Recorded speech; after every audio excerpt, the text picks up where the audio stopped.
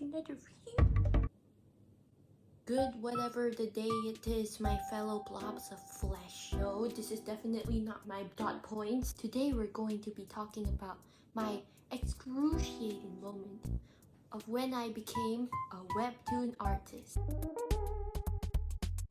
I mean, it's quite obvious because I like to draw. Long story short, I was like one of you little teenage middle schooler bumbling. So I made a webtoon and made all my little OCs and then gave up entirely. And now here I am. I will blame on my ego and anime face, but that's my problem. So I'll be listing the 2 common struggles of webtoon, along with sharing my experience as an example, and I'll share a little bit of a secret message for all you aspiring upcoming webtoony blobs. Any questions? Any questions? When are you going to post a gameplay? I am from the bottom now. My 2 non-existent. To be a perfectionist. Let's look at the definition, which I definitely remember. Perfectionism is typically the need to strive for perfection. Oftentimes, as a perfectionist, some people will see their mistakes as failures instead of being satisfied with their hard work and progress. I'd say most of the webtoon artists or blob artists should watch out for this kind of problem, because you gotta let your expectations be sustainable. And what I mean by sustainable is being able to have expectations that you can manage at your own pace without having to pressure yourself and go through an existential crisis. Oh, I sound so intellectual.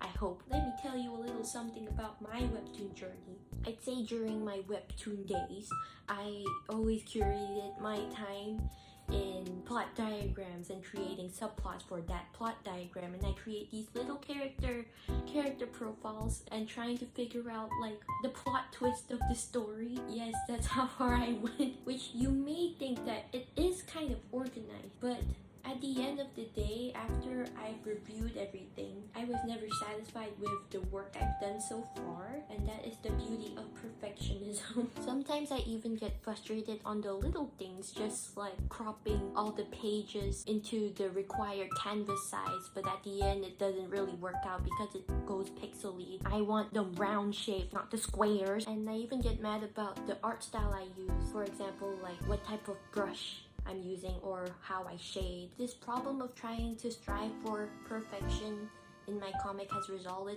into me overthinking and being anxious about my end product or the whole series in itself, to the point for each episode I'd always hold myself back because nothing's working. And also the fact that I think that my episodes are not perfect.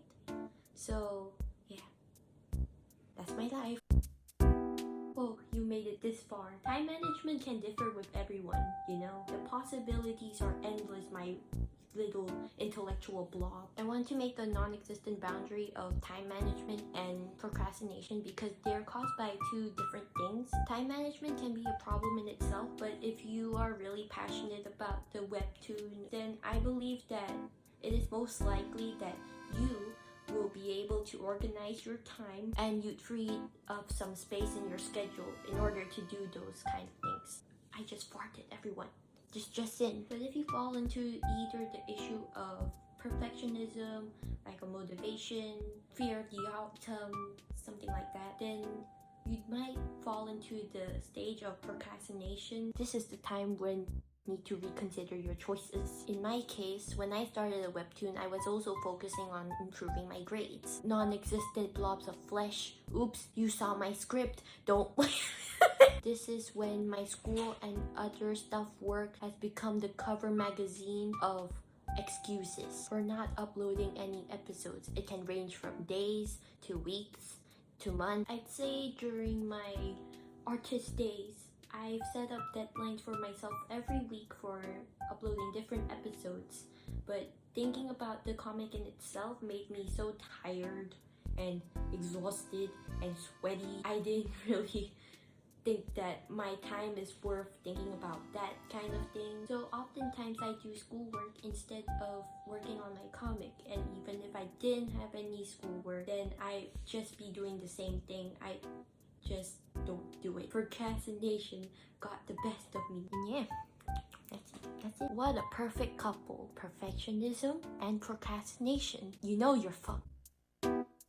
I know it's not much, but this is my first time doing it, so don't attack me, please. At the end, I quit doing Webtoon because I figured that this constant stress and struggles are not worth my time, and I just don't see this as a thing that I want to do in the future, even though I heard it does bring in the bag, but it's just no. For all webtoon or webcom artists, I'd say one of the biggest problems when starting out is worrying about the bigger picture instead of just, embracing and indulging in the moments that help you grow to get you to that final outcome. I don't know how to word it, but this is my channel. It's like seeing Mona Lisa, but there is no Mona Lisa. Everyone has their different stories. But I think it's important to remember that instead of overthinking about your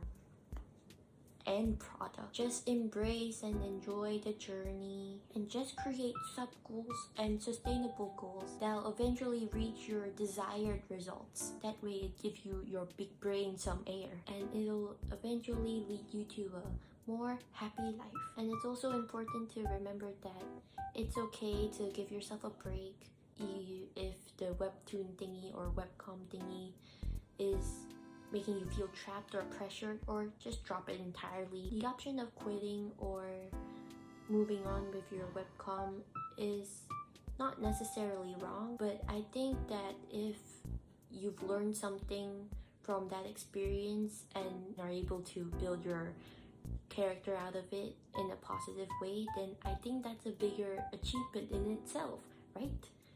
Motivational speaker. So that's it. That's from me. I hope this new type of video style is not too shabby because I've never done anything like this before. Bye bye.